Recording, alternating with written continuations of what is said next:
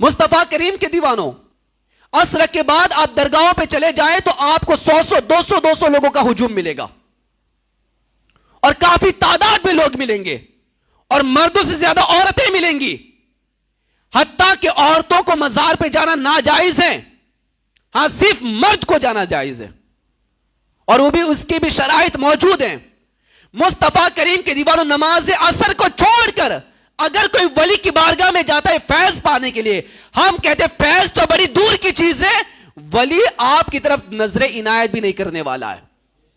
فیض تو بڑی دور کی چیز ہے، اس لیے کہ نماز فرض ہے، پہلے فرض کی پابندی کرو پھر کسی ولی کی بارگاہ میں جاؤ۔ اگر فرض کی پابندی کر کے جاؤ گے، مانگو گے نہیں تب بھی عطا کر دیا جائے گا،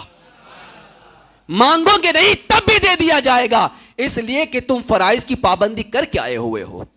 بغیر نماز پڑھے آپ جائیں تو پتا چلے گا 100 200 لوگ مزاروں پہ پڑے ہوئے ہیں، نماز عصر چھوٹی ہوئی ہے، مغرب چھوٹی جا رہی ہے، اور مزار پہ بیٹھے ہوئے ہیں۔ ارے تم جس ولی کے مزار پہ بیٹھے ہو، وہ ولی نماز فرض تو فرض، کبھی اس نے تہجد بھی نہیں چھوڑی ہے،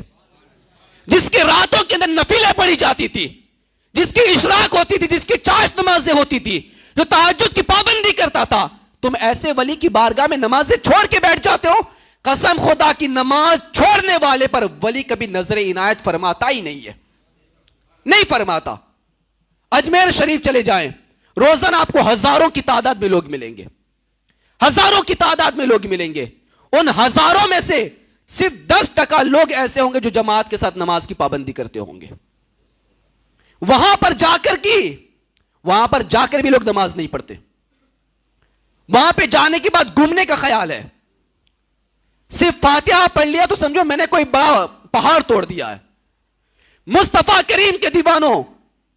یاد رکھیں، اللہ کا ولی فاتحہ سے خوش نہیں ہوتا، اللہ کا ولی تمہارے 51 یا 21 کے پھولوں سے خوش نہیں ہوتا، اللہ کا ولی تمہارے 101 کی چادر سے خوش نہیں ہوتا۔ اللہ کے ولی کو راضی کرنا ہے تو جو مشن وہ ولی لے کر آیا تھا وہ مشن تو بھی چلانے لگ جا، وہ اللہ کا ولی خوش ہوتا ہوا نظر آئے گا۔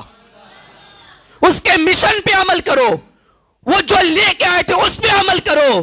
یقیناً آپ مہینے میں ایک بار چھٹی پہ جاتے ہیں، میں کہتا ہوں روز چلے جاؤ، اس سے انکار نہیں ہے، روز اجمیر جاؤ، اس سے کوئی انکار نہیں ہے، لیکن اجمیر میں جانے کے بعد بھی نمازوں کی پابندی ضرور کرو، نماز کی پابندی ضرور کرو۔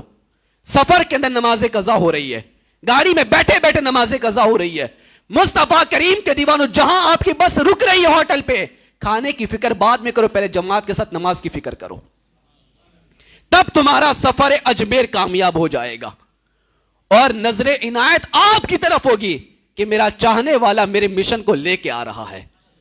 میرے مشن پہ عمل کرتا ہوا آ رہا ہے۔ مصطفیٰ کریم کے دیوانوں، آج فرض کو چھوڑ کے ہماری قوم مستحب چیزوں کی طرف آگے بڑھ رہی ہے، صرف سنتوں کی طرف آگے بڑھ رہی ہے۔ ابھی عید میلاد النبی صلی اللہ علیہ وسلم کا مہینہ شروع ہونے والا ہے،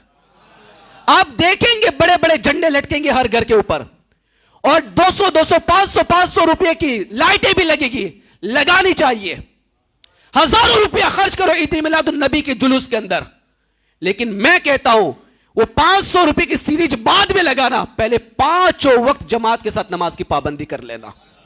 اس لیے کہ میرے نبی نے یہ نہیں کہا تھا کہ جھنڈا لگانا میری آنکھوں کی ٹھنڈک ہے، میرے نبی نے یہ نہیں کہا تھا لائٹ لگانا میری آنکھوں کی ٹھنڈک ہے، میرے نبی نے یہ نہیں کہا تھا جلوس نکالنا میری آنکھوں کی ٹھنڈک ہے، ہاں میرے نبی نے یہ ضرور فرمایا ہے کہ نماز میری آنکھوں کی ٹھنڈک ہے، نماز میری آنکھوں کی ٹھنڈک ہے۔ میں کسی چیز کا انکار نہیں کر رہا، وہ سب کرو، لیکن سب سے پہلے نماز کی پابندی ضرور کیا کرو، نماز کی پابندی کے بغیر کوئی ایسا کام نہ کرو۔ مصطفیٰ کریم کے دیوانوں، یقیناً کامیابی چاہتے ہو، عزت چاہتے ہو، شان و شوکت چاہتے ہو، عظمت چاہتے ہو، تو پہلے فرائض کی طرف توجہ دو، پھر نفل اور مستحب کی طرف آگے بڑھو، پھر نوافل کی طرف جاؤ، پھر مستحب چیزوں کی طرف جاؤ۔ یقیناً مزار پہ حاضری دینے سے برکت حاصل ہوتی ہے، فیض ملتا ہے، لیکن حاضری بعد میں، پہلے نماز کو جماعت کے ساتھ ادا کرو۔